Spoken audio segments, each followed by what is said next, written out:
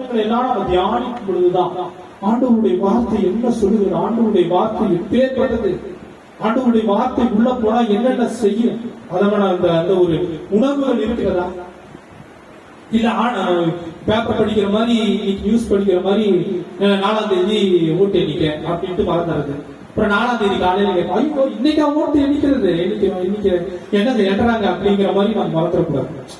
ஒவ்வொரு வார்த்தையும் நாம உணர்ந்து படிக்கும் பொழுது ஆண்டவருடைய வார்த்தை நான் ஆக்சுவலா என்னுடைய நான் ஆண்டவருடைய வார்த்தை படிக்கும் போது நான் ஒரு வசனம் கண்டிப்பா படிப்பேன். அதை நான் உங்களுக்கு ஒரு ஆலோசனையா சொல்றேன். சங்கீதம் 119 படிங்க.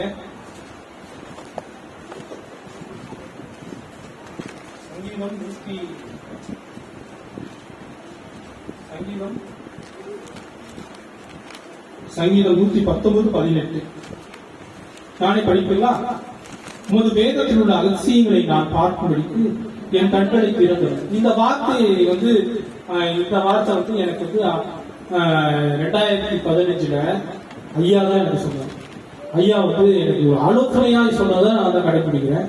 இந்த வசனத்தை நீ ஜெபிக்கும் பொழுது படிச்சுட்டு, நீ உண்மையா படிச்சுட்டு நீ ஜெபிக்கும், நீ ஆண்டவருடைய வார்த்தையை படிக்கணும். ஆண்டவர் கண்டிப்பா உனக்கு வெளிப்படுத்துவாரு. ஆனா உண்மையா படிக்கணும், ஒரு கடமையா படிக்க கூடாது அப்படின்னு சொன்னார். ஆனா அதை படிக்கணும். ஆனா உண்மையாலுமே ஆண்டவருடைய வார்த்தையில் உள்ள ரகசியங்களை அது கண்டிப்பாக சொல்லி அதான் ஒரே வார்த்தையை 4 தடவை பிரச்சனை 4 விதமான ஒரு வியாக்கியானங்கள், அது ஒரு அர்த்தங்களை ஆண்டவர் தருகிறார். ஆண்டவர் அந்த சூழ்நிலையில என்ன ஆண்டவர் எனக்கு சொல்ல விருப்பப்படுறாரோ அதை சொல்றாரு. ஆண்டவருடைய வார்த்தை அந்த அளவுக்கு ஒரு பவர்ஃபுல்லா இருக்கிறது. நாம் எப்பொழுது ஆண்டவருடைய வார்த்தை சார்ந்து என்னோட அந்த ஆண்டவருடைய வார்த்தை ஆகும் ஜீவனுமா இருக்கிறது. அது உடலுக்கெல்லாம் எப்படிங்களா ஆரோக்கியம் ஆண்டவருடைய வார்த்தை சொல்லுது.